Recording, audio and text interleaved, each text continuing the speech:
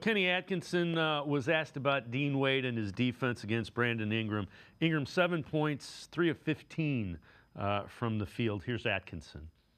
It's a luxury to have a stopper, a 6'9" wing that can use as a stopper. You can use him on a point guard. You can use him as a wing. He's been phenomenal so far. I know Bi. He's going to keep coming at you. But Dean made him work for everything he got.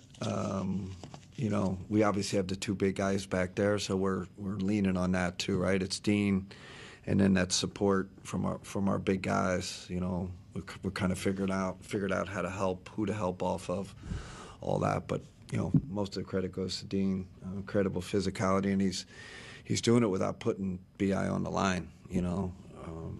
He's a great foul drawer, and Dean's been really disciplined with that. So Wade's been great. The whole team has been physical. The other thing to think about here, and I'm curious your take on this, they're playing 10 guys. Thomas Bryant hasn't been able to play. They have a lot of different answers for any changeup that occurs here.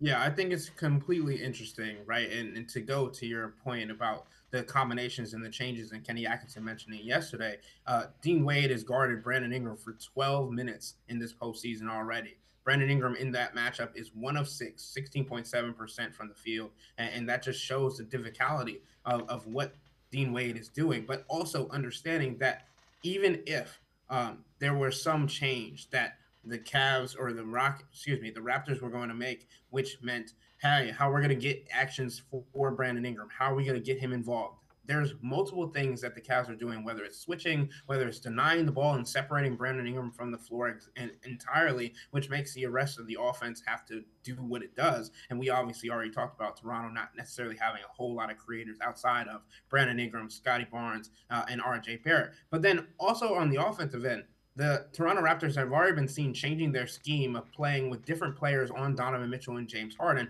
understanding that Scotty Barnes is their best defender. But if you take Scotty Barnes out of a play defensively and you take him away from the rim guarding Donovan Mitchell or James Harden on any given play, it separates him for the rest of the core of their defense, which allows Evan Mobley to be active in the painted area. We saw that in yesterday's game where those three, James Harden, Donovan Mitchell, and Evan Mobley, combined for 83 points because whatever the Raptors were throwing at them, the Cavs had an answer. That also stems to the isolation game and the creativity of James Harden and Donovan Mitchell being able to get mismatches, being able to get switches, and then simply go mano a mano against the defender because of their acumen, because of their skill set. And I think that can't go unsaid and unnoticed because it opens up the floor for everyone around them. Sam Merrill, Max Strus's spacing, Evan Mobley, Jared Allen's verticality, and then the one-on-one opportunities. I feel like there's a flow on both ends of the floor that the Cavs are utilizing and have that they simply didn't have at the beginning of the season. It could be effort, it could be focus, and it could also just be that the Toronto Raptors aren't good enough to compete with the Cleveland Cavaliers in a 7-game